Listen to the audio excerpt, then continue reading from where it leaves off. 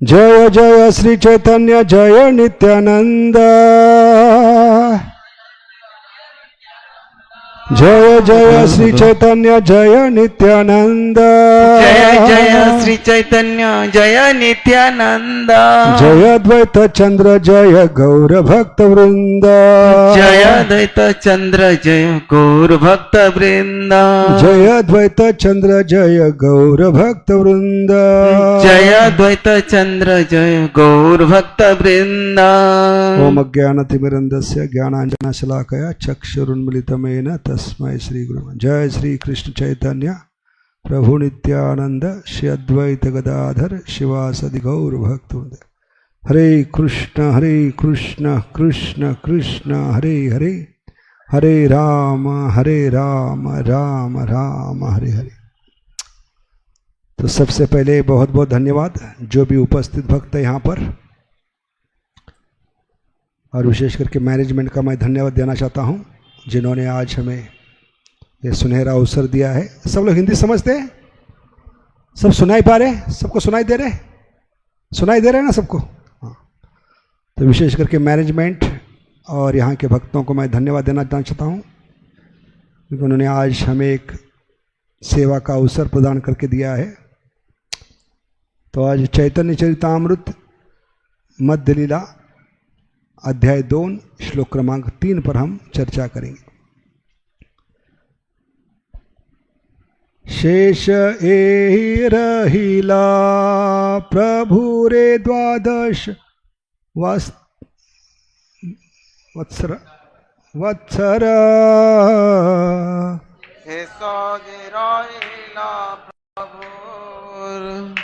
द्वादश वत्सर कृष्णेर वियोग स्फूर्ति हय निरंतर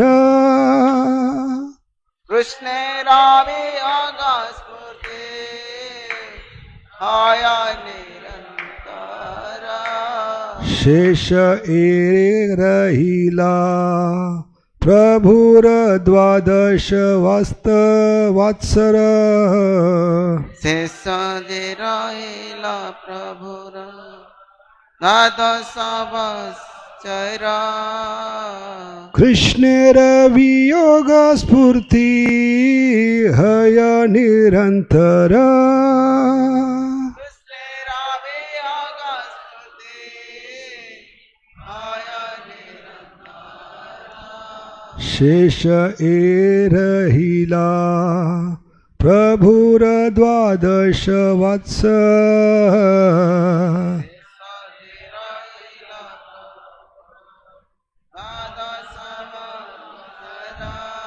कृष्णेर वियोग स्फूर्ति हय निरंतर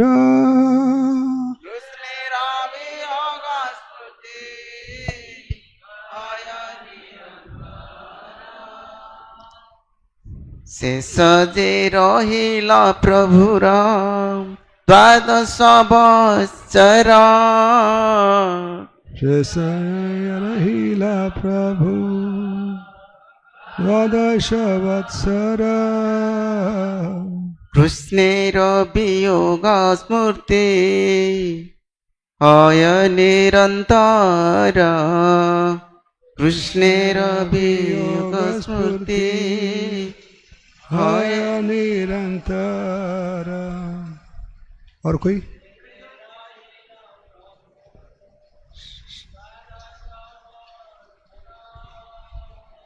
शेष रहिला प्रभु द्वादश वात्सर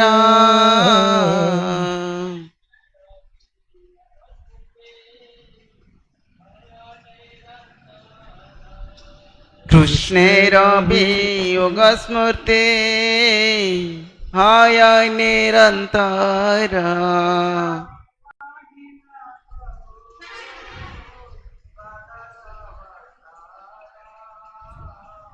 शेष जे रहिला प्रभु द्वादश वात्सर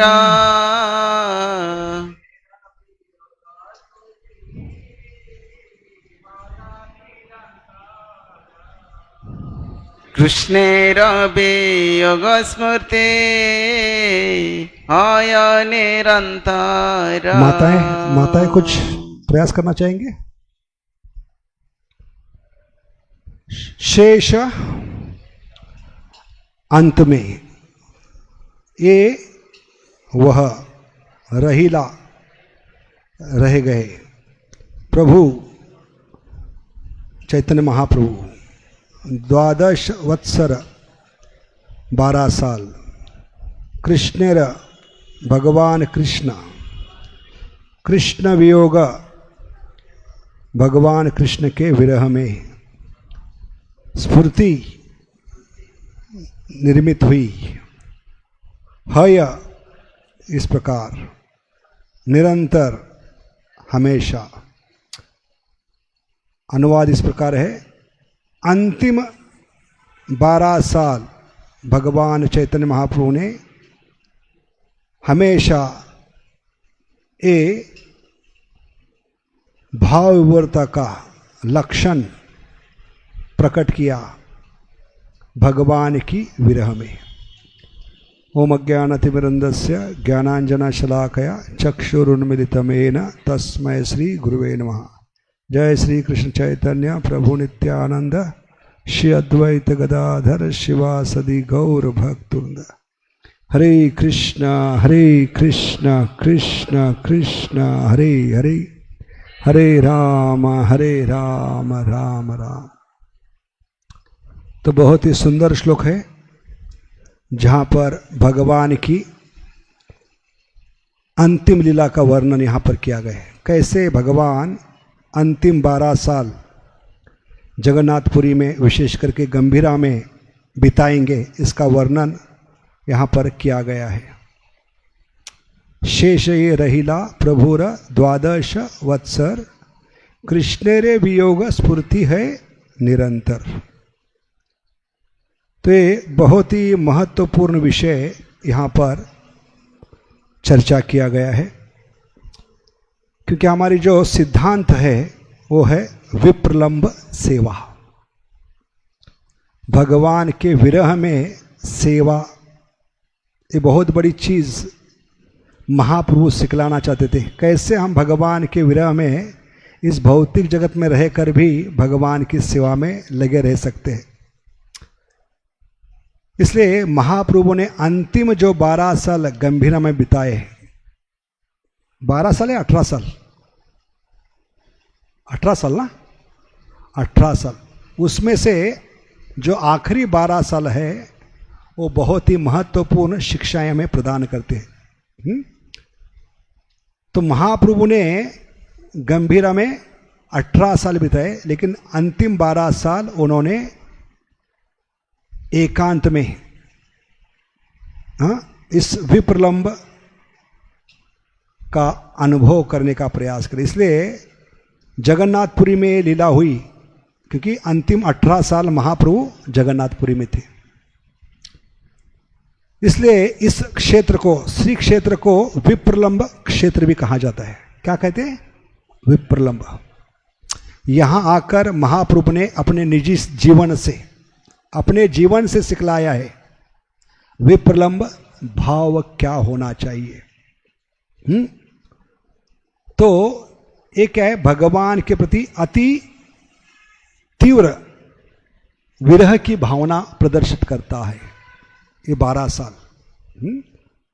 पहले तो आए थे इस भौतिक जगत में, किस कारण आए थे? चैतन्य चरितामृत अंत लीला अध्याय 3 श्लोक क्रमांक 265, इसमें बताते हैं भगवान भौतिक जगत में क्यों आते हैं, जबकि देवी देवता भी नहीं आते यहाँ पर पेशाब करने के लिए, तो भगवान क्यों आएंगे? लेकिन चैतन्य चरितामृत में बहुत सुंदर तरीके से कृष्णदास कविराज जी बताते हैं कि भगवान भौतिक जगत में क्यों आते हैं। आने का कोई कारण नहीं है। ऐसे देखा जाए तो भौतिक जगत और भगवान या आध्यात्मिक जगत किसके समान है? तेल और पानी के समान है। किसके समान है? तेल और पानी। तेल और पानी एक साथ नहीं आ सकते, कितना भी प्रयास कीजिए।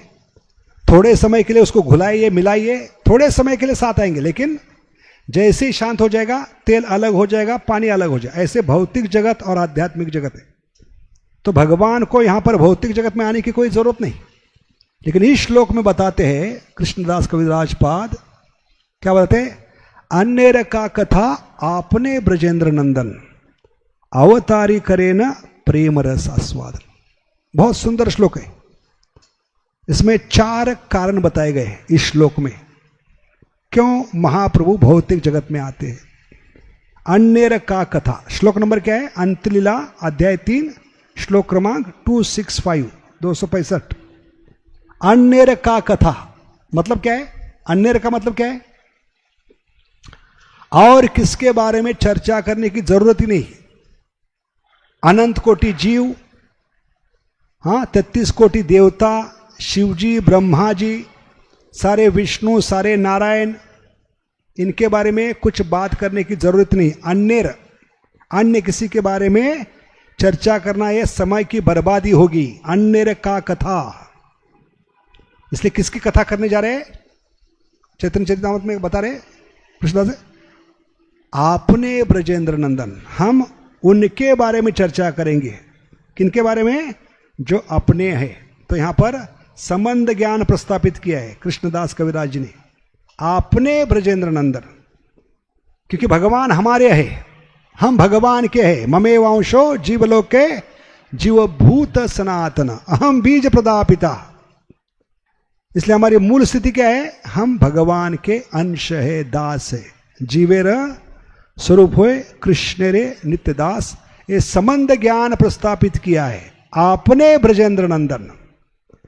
इसलिए हम इनके बारे में ही सिर्फ चर्चा करेंगे, अन्य किसी के बारे में चर्चा करने की जरूरत नहीं, ये समय की बर्बादी होगी। अन्य का कथा आपने ब्रजेंद्र नंदन, क्यों आया है? दूसरी पंक्ति बताती है। हाँ, अन्य का कथा आपने ब्रजेंद्र नंदन अवतारी। अवतारी का मतलब क्या है? 2 शब्द है हिंदी, संस्कृत में, मराठी में, अवतार और अवतारी। क्या फर्क होता है? हाँ, जिनसे सारे अवतार आते हैं। एते चाम सकला पुंस कृष्णस्तु भगवान स्वयं। क्या श्लोक नंबर है? 1.3.28। श्लोक नंबर भी एकदम परिपूर्ण है, क्योंकि ब्रह्मा के एक दिन में, इसलिए 1.3 का मतलब है तीसरे युग में आते हैं, द्वापर युग में। 1.3.28 ने ब्रह्मा के 28वें युग में आते हैं। 1.3.28 कितना परिपूर्ण है भागवतम। श्लोक नंबर बताता है ब्रह्मा के एक दिन में द्वापर युग तीसरा युग है, उसमें 28वें युग में आते हैं ब्रह्मा के। 1.3. अवतारी, जो सारे अवतारों के मूल है। ईश्वर परम कृष्ण सच्चिदानंद विग्रह अनादिरादिर गोविंद सर्व कारण। तो अवतारी का मतलब है जिनसे सारे अवतार आते हैं, सारे विष्णु आते हैं, सारे नारायण आते हैं। क्यों आते हैं फिर भगवान ऐसे? अवतारी करे ना प्रेम रस आस्वादन, उस प्रेम का आस्वादन करने के लिए आए। क्योंकि द्वापर युग में इस प्रेम को समझ नहीं पाए, क्योंकि भगवान के हृदय से भगवान ने प्रेम करने के लिए स्त्री को निर्माण किया, राइट हृदय से। राइट को क्या कहते हैं? दाया, क्या बाया? दाएं हृदय से राधा रानी को निर्माण किया। भगवान पहले एक थे, आदि पुरुष। पुरुष को स्त्री चाहिए, स्त्री को पुरुष चाहिए प्रेम करने के लिए, इसलिए भगवान ने पहली बार अपने हृदय से स्त्री को निर्माण किया प्रेम का आदान प्रदान करने के लिए। लेकिन भगवान की समस्या बढ़ गई, क्योंकि ये प्रेम इतना गाढ़ा था, भगवान के हृदय से निकला है, इस प्रेम को भगवान समझ नहीं पाए। अभी कोई चीज है जो भगवान के समझ में नहीं आती। भगवान का नाम है सर्वज्ञ, अभिज्ञ। शास्त्र में कोई बात छुपी नहीं भगवान से, क्योंकि शास्त्र के निर्माता ज्ञाता कौन है? भगवान कृष्ण। रही बात जीवों से, उनके हृदय में भी परमात्मा के रूप में विराजमान है। हर चीज वो जानते हैं, समझते हैं, लेकिन पहली बार ब्रज में भगवान समझ नहीं पाए इस प्रेम को, इतना गाढ़ा था। क्योंकि परम पूज्य गौर गोविंद महाराज कहते हैं ब्रज का प्रेम मक्खन के गोले के समान है। किसके समान है? मक्खन का गोला। मक्खन के गोले में कितना भी अनमोल हीरा छुपा रहेगा, अपना तेज बाहर नहीं फेंक सकता, क्योंकि दाने दाने से मक्खन का गोला बनता है। इसलिए भगवान को सबसे प्रिय है मक्खन, क्योंकि इसी जगह भगवान अपनी बाल लीला कर सकते हैं, अपने ऐश्वर्यों को त्याग कर, क्योंकि ऐश्वर्यों को प्रकट करने का कोई अवसर ही नहीं मिलता ब्रज में।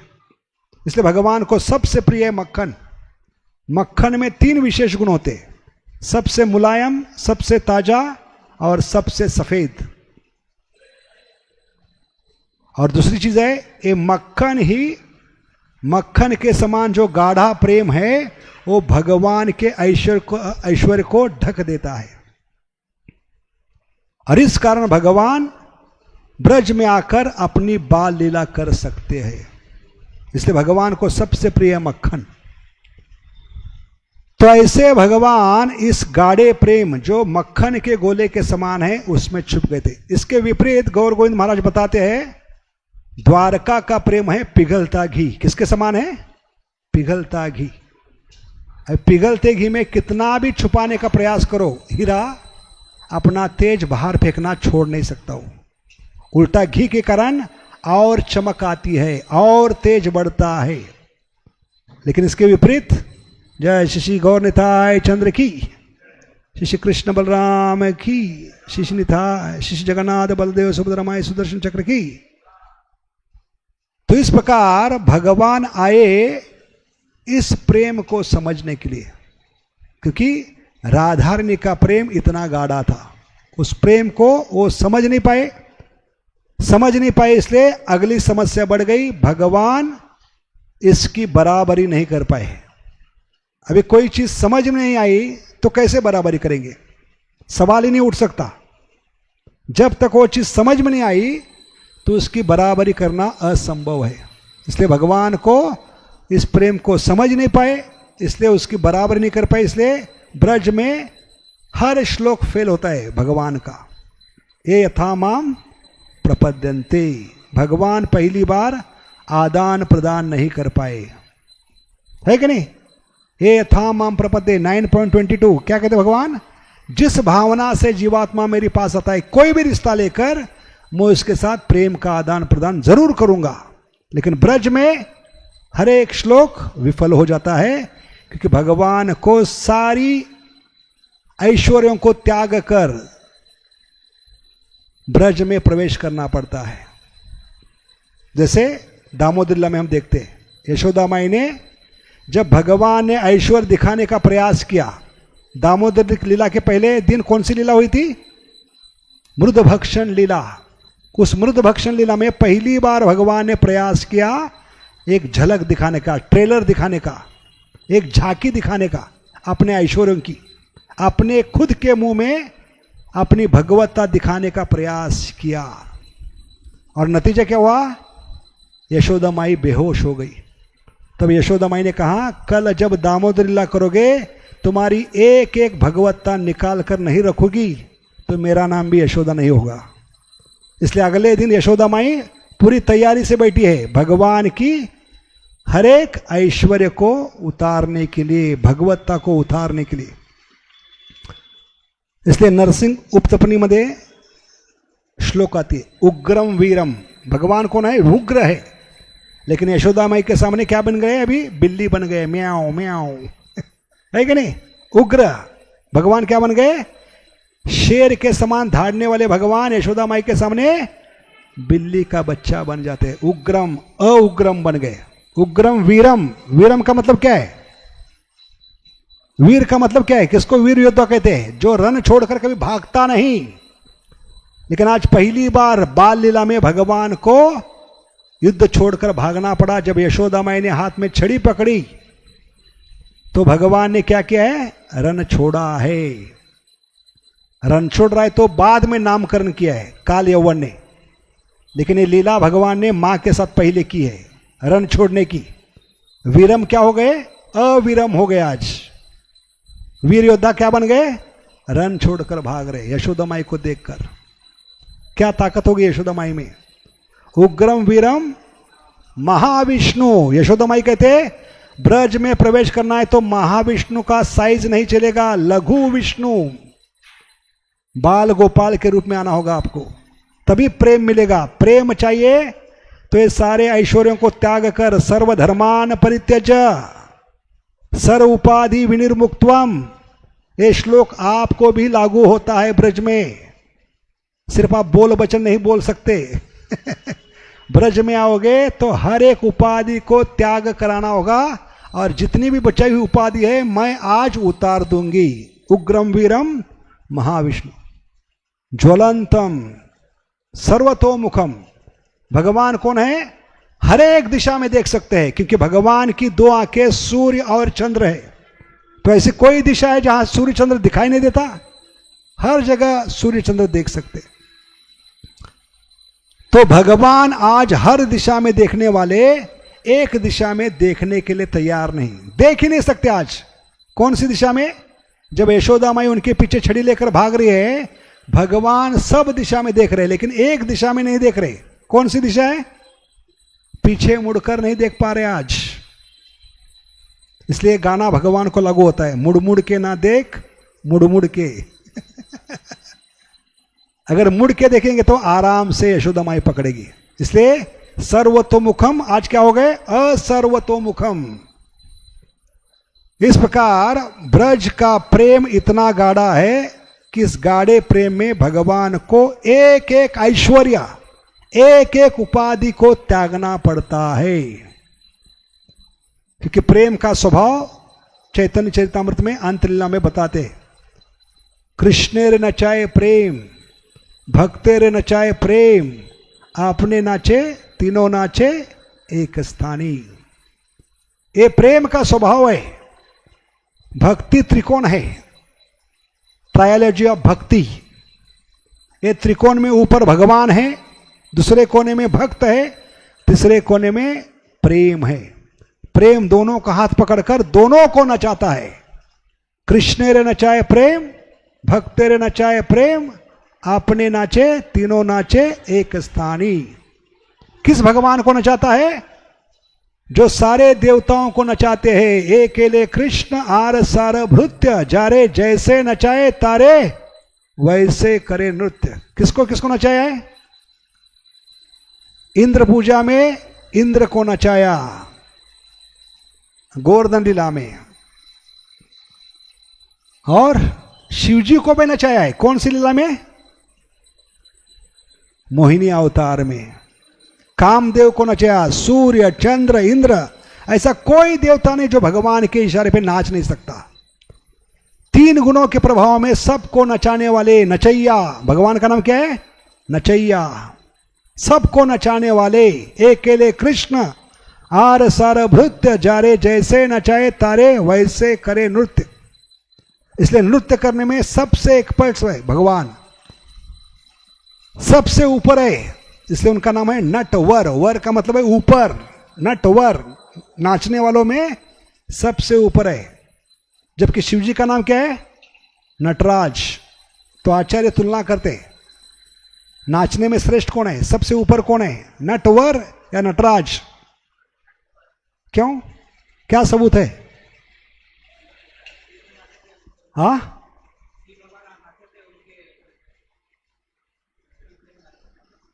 सबूत क्या है? सबसे बड़ा आचार्य पूछते हैं भगवान नाचने वालों में सबसे श्रेष्ठ क्यों है? शिवजी से भी ज्यादा क्यों? नटराज। हाँ, कि शिवजी ने आज तक सांपों के फन पे नृत्य नहीं किया, क्योंकि सांप के फन इतने फिसलन होती है, पैर फिसल सकता है, नृत्य नहीं कर सकते। इसलिए आजकल के नाचने वाले डांस इंडिया डांस क्या कहते हैं? हम स्टेज पे तभी नाचेंगे स्टेज अच्छा होगा। इसलिए हिंदी में कहावत क्या है? नाचना आए आंगन टेढ़ा। लेकिन भगवान ने शिकायत नहीं की कि सांप के फन पे कैसे नाच सकता हूं, इतना फिसलन होती है, नाच के दिखाया है। और यही कारण बताते आचार्य, इस कारण उस सांप को शिवजी ने गले में धारण किया है, भगवान की महानता को बतलाने के लिए। क्यों धारण किया शिवजी ने गले में? कि मेरे स्वामी कितने महान हैं, मुझसे भी बढ़िया नृत्य कर सकते हैं, सांप के फन पे इतनी फिसलन होने के बावजूद भी वो नृत्य कर सकते हैं, इसलिए उनके आदर में उस सांप को मैं गले में धारण करूंगा। बार बार याद दिलाने के लिए कि मुझसे श्रेष्ठ कौन है, मेरे स्वामी हैं। आराधनाम सर्वेशाम विष्णुर आराधना। इसलिए नटराज से श्रेष्ठ कौन है, नटवर। ऐसे भगवान जो सबको नचारे हैं। जब गोपियां कहती है लाला माखन चाहिए तो थोड़ा डांस दिखाओ, और लाला को थोड़े से माखन के लिए नाचना शुरू करना पड़ता है। तो किसमें ताकत ज्यादा है, गोपियों के प्रेम में। इसलिए इस प्रेम को समझ नहीं पाए हो, कैसे मुझे नचा रहे गोपियां, यशोदा माई, राधा रानी। इस प्रेम की ताकत क्या है समझ नहीं पाए, इसलिए बराबरी नहीं कर पाए, इस प्रेम का आदान प्रदान नहीं कर पाए। आदान प्रदान नहीं कर पाए इसलिए भगवान पे कर्जा चढ़ चुका। सिर्फ भगवान ब्रज में ही कर्ज बाजारी होते हैं। क्या होते हैं, कर्ज बाजारी होते हैं। कभी सुना है तिरुपति बालाजी ने वर्ल्ड बैंक से लोन लिया, पैसा नहीं है उनके पास, कभी सुना है? नहीं। भौतिक जगत में असंभव भगवान बैंकरप्ट होना, कर्ज बाजारी होना, लेकिन ब्रज में भगवान की हरेक उपाधि को निकाला जाता है। सर्व उपाधि विनिर्मुक्तम सर्वधर्मान परित्यज, तभी ब्रज में प्रवेश कर सकते हैं। मामेकम शरणम व्रज। तो भगवान पे कर्जा चढ़ चुका, और इस कारण भगवान को फिर से आना पड़ा भक्त के रूप में, राधा रानी का हृदय लेकर, राधा रानी की भावना लेकर, राधा रानी का वर्ण लेकर। और राधा रानी का वर्ण क्या है, तप्त कांचन गौरांगी। इसलिए भगवान जब आते हैं राधा रानी का वर्ण लेकर, क्या कहलाते हैं, गौरांगा। तो ये कारण है, समझ गए? ऐसे जयपता का महाराज बार बार पुकारते हैं गौरांगा। तो इसका कारण क्या है, राधा रानी का वर्ण लेकर आए, राधा रानी की भावना लेकर आए, राधा रानी का हृदय लेकर आए। श्री कृष्ण चैतन्य राधा कृष्ण ना ही अन्य। और चौथा कारण था इस नाम की मिठास को चखना था। तो ये दो चीजों का आस्वादन करने के लिए है, प्रेम और नाम। इसलिए वो लेकर आए, प्रेम नाम लेकर आए। इसलिए इस अवतार को क्या कहते हैं, प्रेम अवतार कहते हैं। बाकी ब्रह्मा के एक दिन में कितने युग होते हैं, 1000 दिव्य युग। उसी प्रकार रात में 1000 दिव्य। तो 1000 दिव्य युग का मतलब क्या है, एक दिव्य युग का मतलब क्या है, 4 युगों का एक दिव्य युग। सत्ययुग, द्वापर युग, त्रेता युग, कलयुग, ये 4 मिलकर एक दिव्य युग। ऐसे 1000 युग मिलकर ब्रह्मा का एक दिन, उसी प्रकार ब्रह्मा की एक रात 1000। 1000 दिव्य युग में बाकी 999 भगवान जब आते हैं कलयुग में, तो भी संकीर्तन के लिए आते हैं। लेकिन इस संकीर्तन को साधारण संकीर्तन कहा है, क्या कहा है, साधारण संकीर्तन। लेकिन जब खुद भगवान आते हैं द्वापर युग में, ब्रह्मा के एक दिन में 28वें युग में, तो क्या होती है, उसके बाद जो कलयुग आता है उसमें जब भगवान खुद आते हैं। क्यों खुद भगवान को आना पड़ता है, क्योंकि पिछले अवतार का कार्य अधूरा रह गया, उसको पूरा करने के लिए आते। प्रेम को समझ नहीं पाए, प्रेम की बराबरी नहीं कर पाए, कर्जा चुका नहीं पाए, तो काम आधा रह गया। वो पूरा करने के लिए स्वयं भगवान को आना पड़ता है। अवतारी करे ना प्रेम रस आस्वादन, ये मतलब है। दो चीजों का आस्वादन, प्रेम का आस्वादन, और ये प्रेम का आस्वादन करके वो क्या करते हैं, इस प्रेम को वितरित करके कर्जा चुकाते हैं। किसके माध्यम से, 16 शब्दों का वितरण करके, हरे कृष्ण कृष्ण कृष्ण हरे हरे, हरे राम राम राम। इसलिए ब्रज लीला में जिन्होंने भाग लिया वो भाग्य कलयुग के जीवों का होगा। नमो महावदन्याय कृष्ण प्रेम प्रदाय थे अन अर्पित चिरम चिरात करुणावतीर कलो। ये दोनों श्लोक समान है एकदम, भावार्थ एक ही है। क्या देने के लिए आए? जो आज तक किसी नारायण ने, विष्णु ने, किसी अवतार ने, खुद भगवान कृष्ण ने जो नहीं दिया वो देने के लिए। अन अर्पित मतलब क्या हो गया? आज तक किसी ने अर्पण नहीं किया। अन अर्पित चिरम चिरात, कई युगों से, कई सदियों से किसी अवतार ने, नारायण ने, विष्णु ने, खुद भगवान कृष्ण ने जो नहीं दिया वो देने के लिए आए। क्या देने के लिए? गोलोकेर प्रेम धन हरिनाम संकीर्तन। क्योंकि ब्रज की लीला और प्रेम संकीर्तन में कोई फर्क नहीं है। क्योंकि महाप्रभु सारे गोपियों को और जो मंजरीस थे उनको पुरुष के रूप में इसमें लेकर आए। और इस संकीर्तन में जो भी भाग लेगा उसकी गति क्या होगी? गोलोक की गति। इसलिए अनअर्पित कहां है? क्योंकि हरिदास ठाकुर कौन थे पिछले अवतार में? कौन थे? ब्रह्मा कहां तक जा सकते? ब्रह्मलोक, सत्यलोक। लेकिन इस अवतार में गोलोक की गति। ये अर्पण किया है अनअर्पित। आज तक कृष्ण ने द्वापर युग में नहीं दिया, सिर्फ ब्रजवासियों का उद्धार हो गया। और यही कारण था जय विजय फिर से आए चौथी बार, जबकि 3 बार उनको शाप मिला था, असुर योनि में जन्म लोगे। फिर चौथी बार आने की जरूरत क्या थी? क्यों जरूरत थी? क्योंकि उनको पता चला इस अवतार में वो वितरित करने के लिए आए हैं ब्रज का प्रेम, गोलोक का प्रेम, गोलोकेरा प्रेम धना। अरे हमारा उद्धार कर सकता है।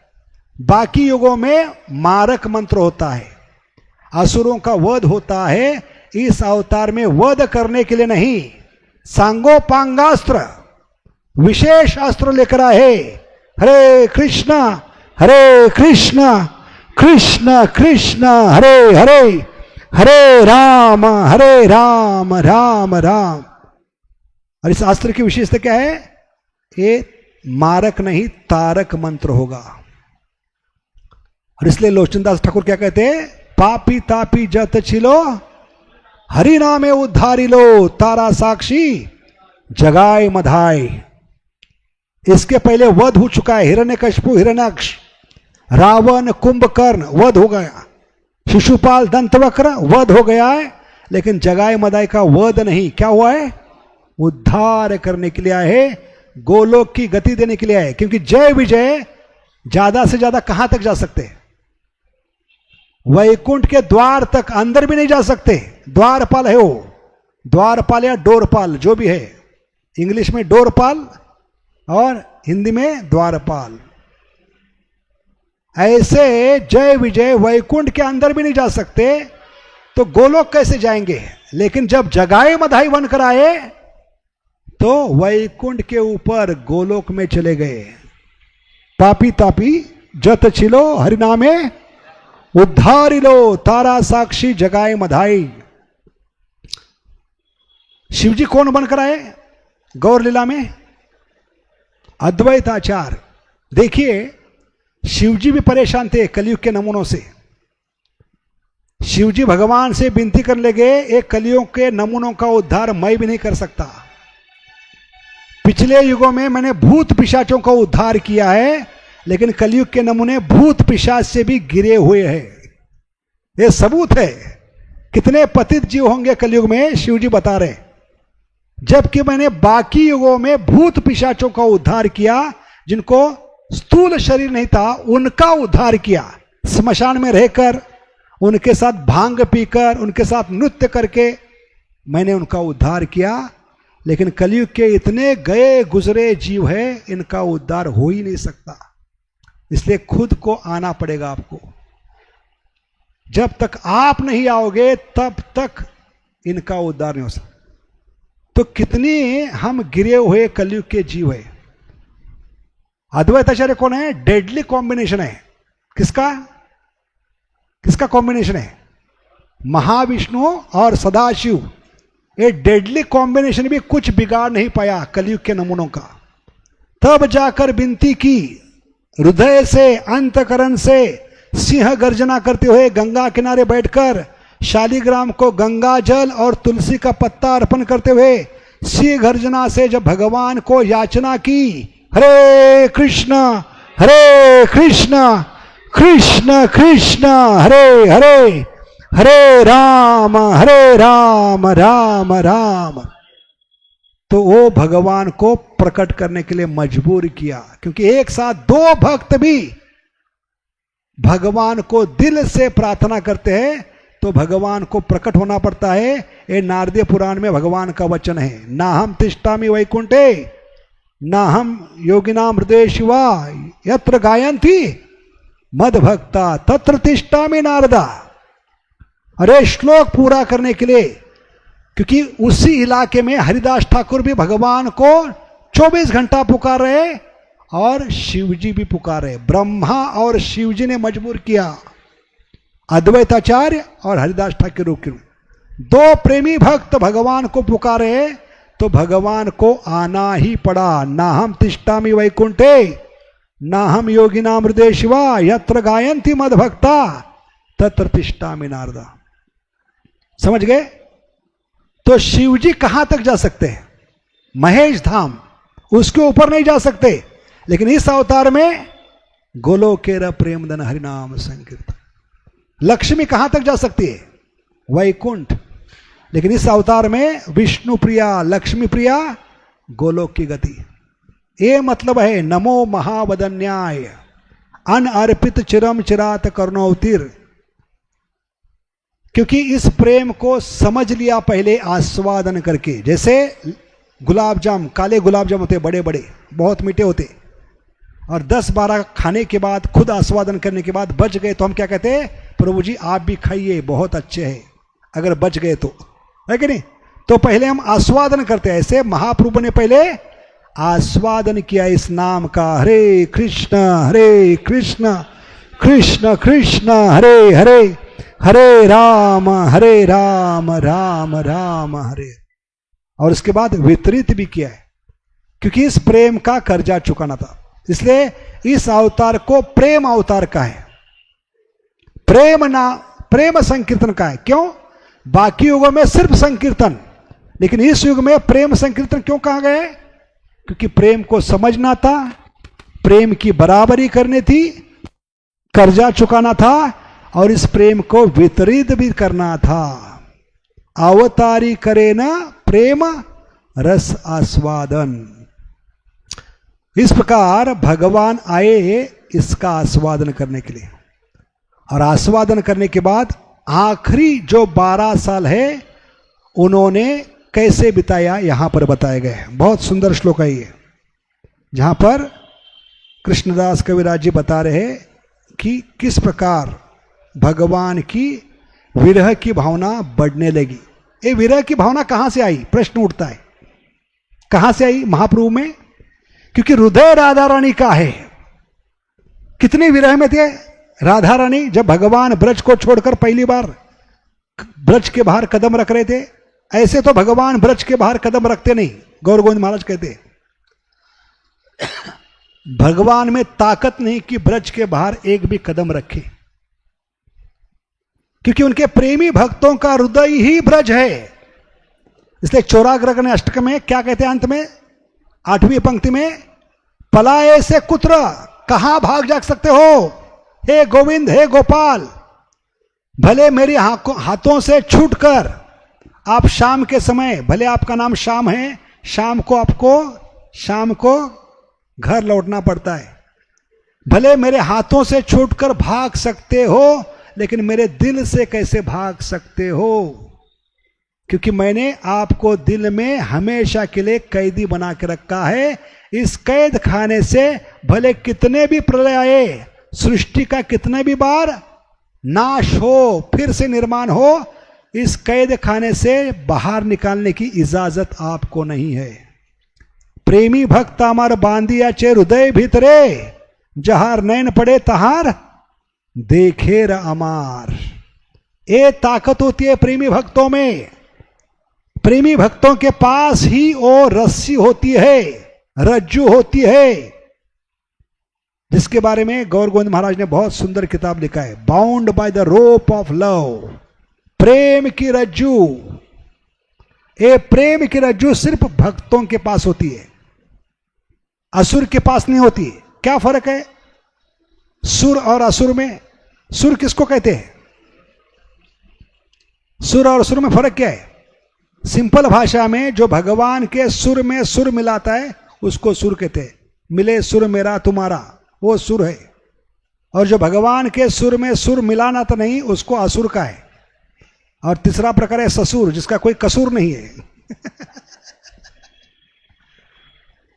तो ऐसे भगवान क्या करते हैं? क्या बता रहे थे हम असुर के बारे में? क्या बता रहे थे इसके पहले?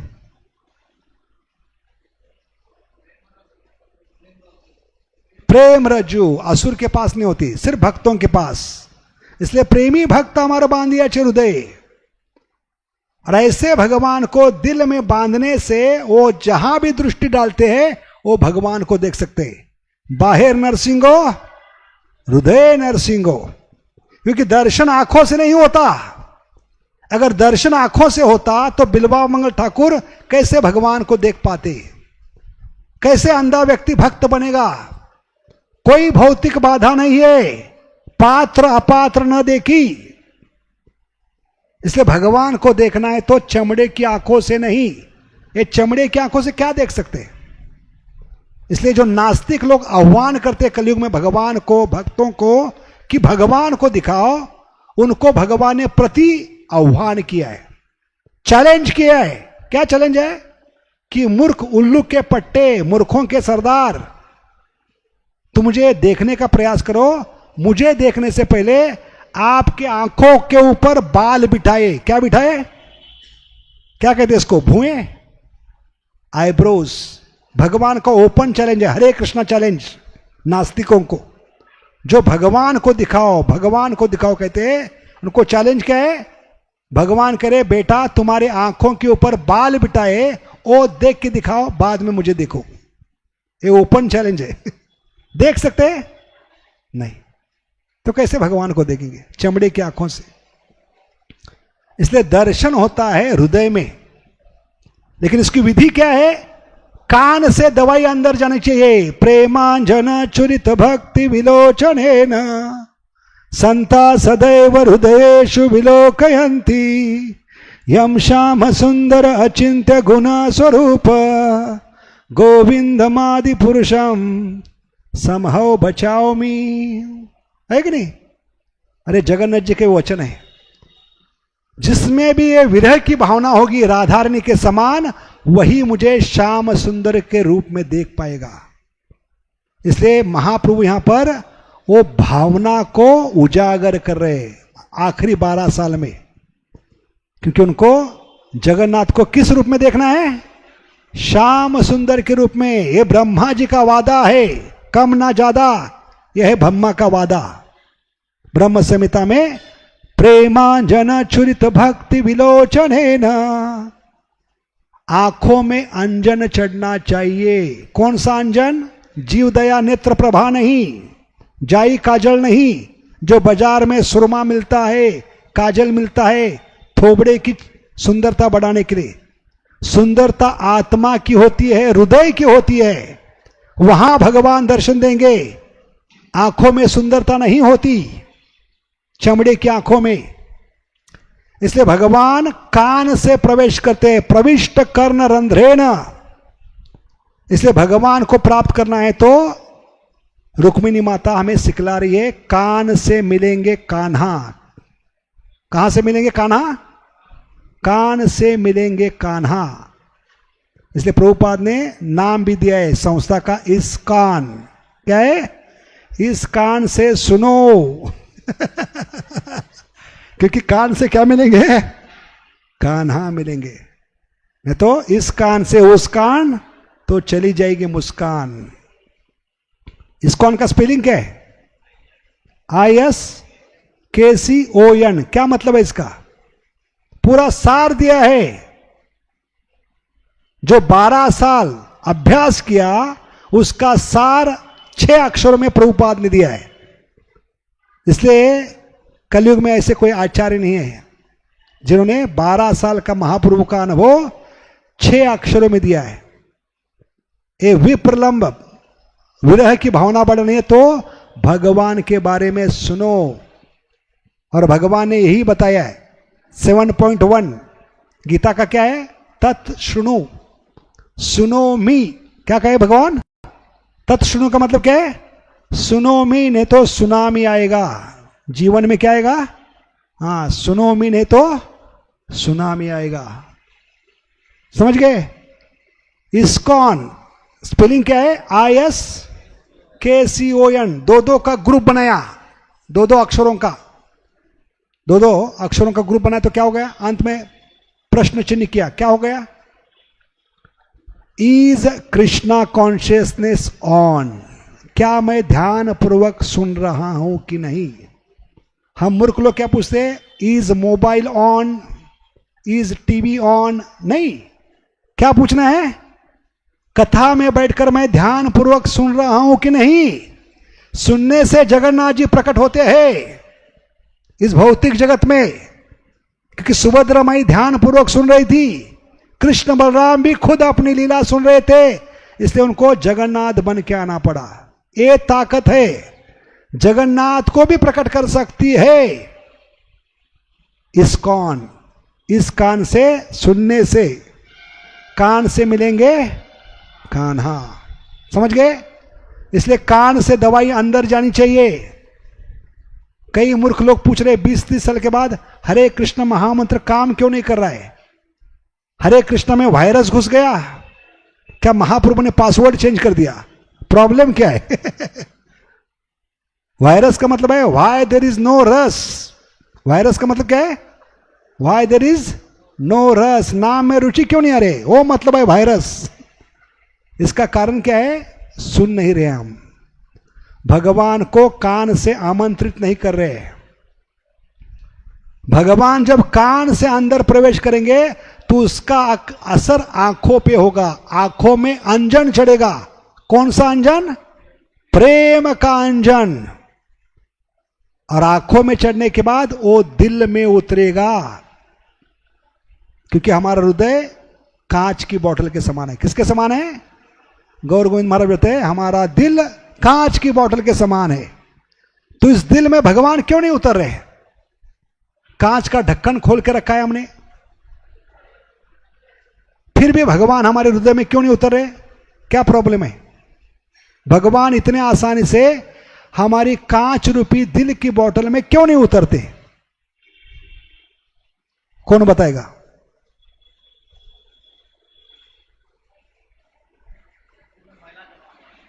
सब निकाल दिया, मैला निकाल दिया, ढक्कन निकाल दिया, बोतल साफ कर दिया, फिर भी भगवान क्यों नहीं उतर रहे?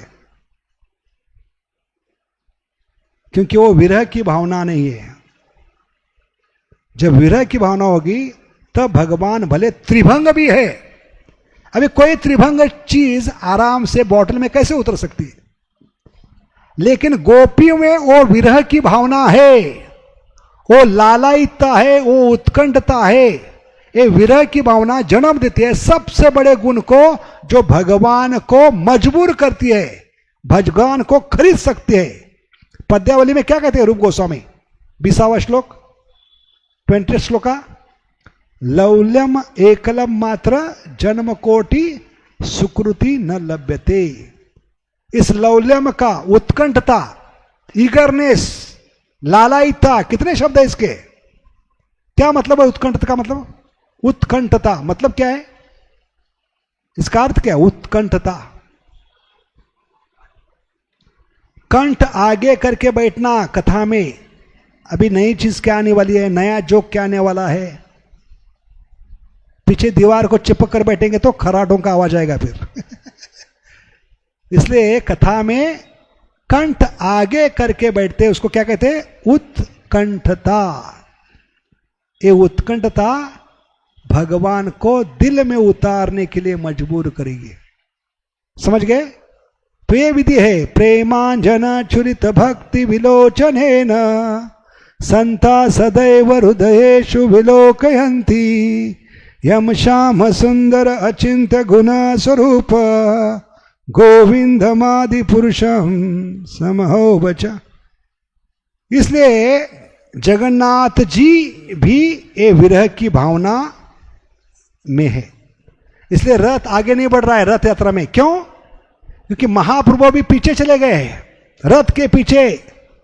तो विरह की भावना इतनी बढ़ गई क्योंकि महाप्रभु राधा रानी के रूप में आए और राधा रानी के विरह में जगन्नाथ जी अवतरित हुए। जब महाप्रभु को देख नहीं पाए तो हजारों हाथियों को भी लगाकर रथ आगे नहीं बढ़ पा रहा था, लेकिन महाप्रभु ने जब टच किया तो विरह की भावना खत्म हो गई जगन्नाथ की और आराम से रथ आगे बढ़ने लगा। तो एक कंपटीशन है, दो विरह एक साथ टकरा रहे हैं क्योंकि महाप्रभु जगन्नाथ में श्याम सुंदर को देखना चाहते हैं और जगन्नाथ जी महाप्रभु में राधा रानी को देखना चाहते हैं। ये विरह की कंपटीशन चल रही है रथ यात्रा, या और कोई नहीं है। रथ यात्रा क्या है? दो विरहों का अनोखा क्या है? संघर्ष है रथ यात्रा।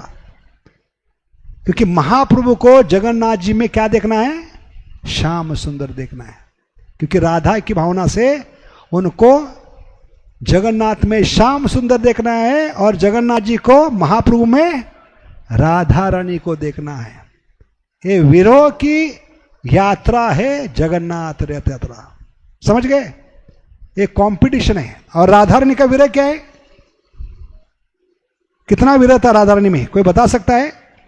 तो गौर गोविंद महाराज एक बहुत ही सुंदर प्रसंग बताते हैं कि विरह की भावना में सबसे ऊपर है राधा रानी, इसलिए सब गोपियों में सबसे श्रेष्ठ है राधा रानी।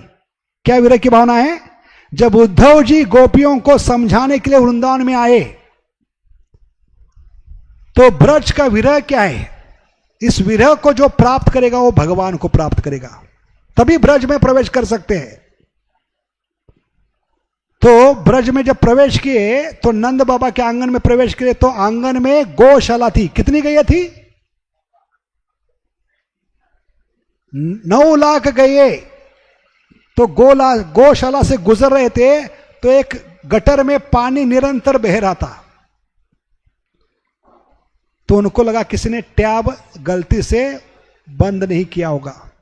टैब बंद करने के लिए, पानी का नल बंद करने के लिए गए तो उनको धक्का लगा, क्योंकि गटर का पानी टैप से नहीं, कहां से आ रहा था?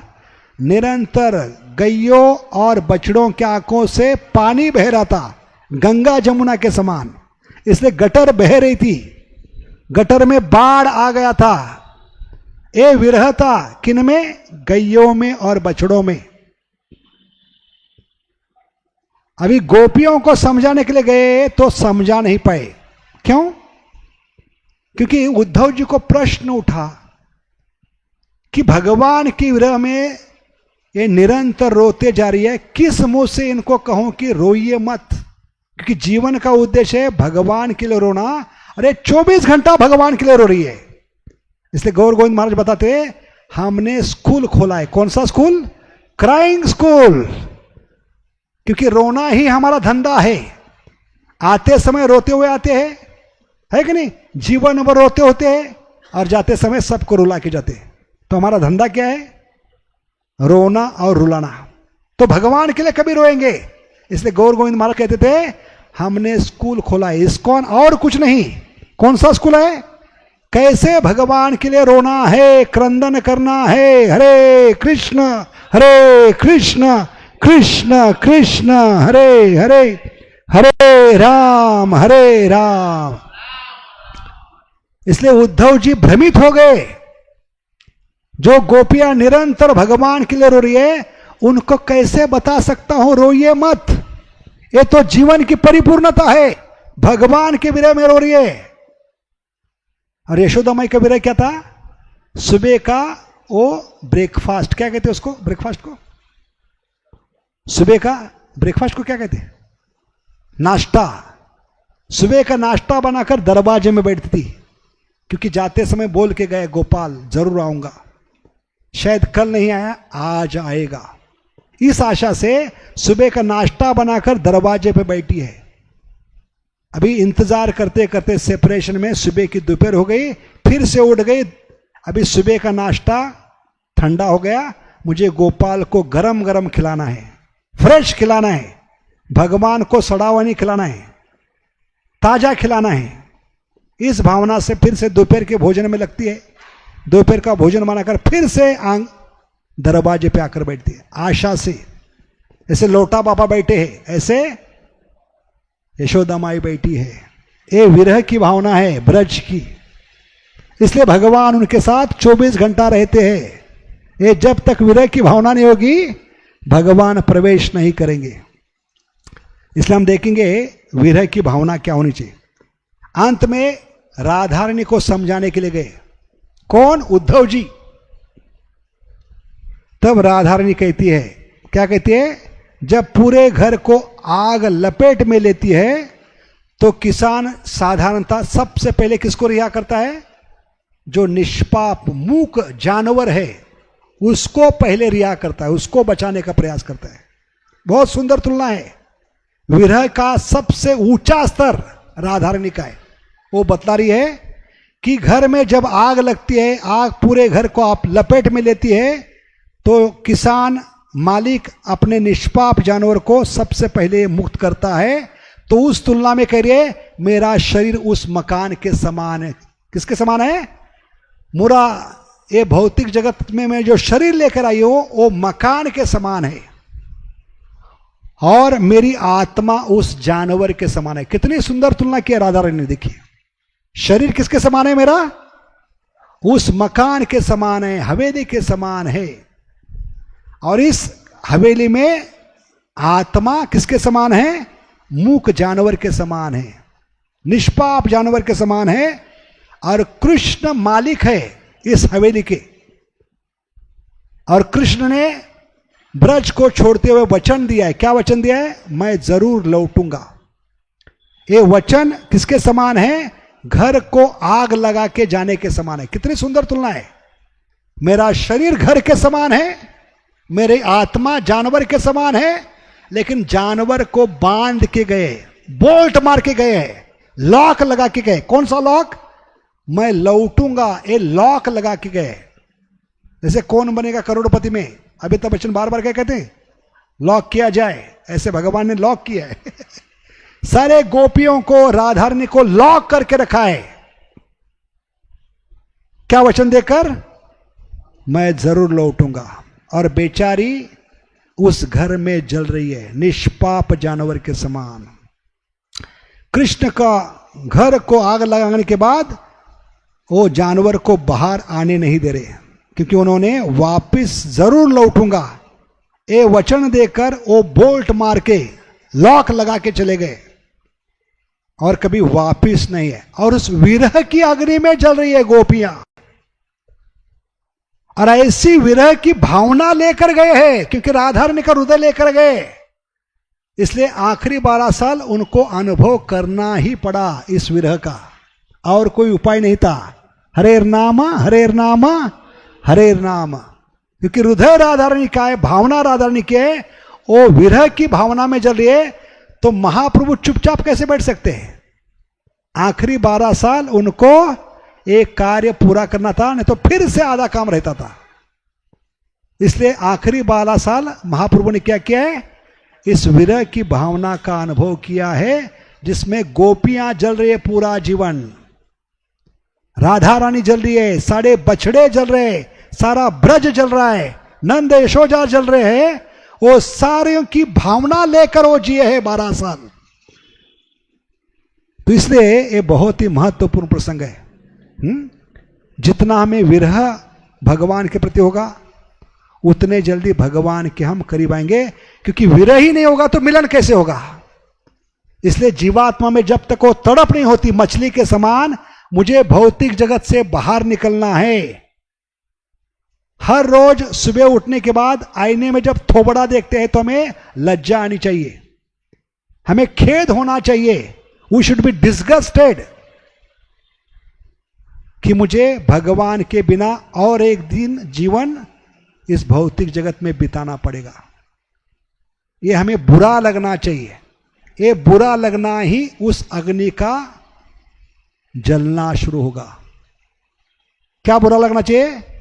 कि मुझे कर घर लौटना था, पिता के पास होना चाहिए था, लेकिन मेरे कमियों के कारण, मेरी बद्धता के कारण, मेरी अनिच्छा के कारण मुझे और एक दिन भगवान के बिना इस भौतिक जगत में बिताना पड़ेगा। ये विरह की अग्नि जब अंदर आग लगाएगी तब वो रिटर्न टिकट होगा भगवत धाम का। तब तक हम भगवत धाम नहीं जा सकते। इसलिए ये विरह की भावना बढ़ाने के लिए हमें निरंतर क्या करनी होगी? भगवान की कथा और भगवान का नाम दिल से पुकारना होगा। हरे कृष्ण कृष्ण कृष्ण हरे हरे, हरे राम राम। बोलो हिज डिवाइन ग्रेस गौर गोविंद महाराज जी की, हिज डिवाइन ग्रेस ऐसी भक्तिवेदांत स्वामी शिल प्रभुपाद की, श्री श्री निताई गौर चंद्र की, श्री श्री कृष्ण बलराम जगन्नाथ बलदेव सुभद्रा माई सुदर्शन चक्र की, निताई गौर प्रेमानंदी सामवेद गौर भक्तुंद की। तो माफ करना, थोड़ा स्पॉन्टेनियस क्लास था, मुझको कुछ तैयारी नहीं कर पाया, जो भी मन में आया बक रहा था। तो इसमें जो भी गलतियां है माफ करना, जो भी अच्छा लगा अपने पास रखना, ठीक है। बहुत बहुत धन्यवाद। वांछा कल्पतरुभ्यस्य कृपा सिंधुभ्यैव च पतितानां पावनेभ्यो वैष्णवेभ्यो नमो नमः। निताय गौर प्रेमानंदे। हरि हरि बोल।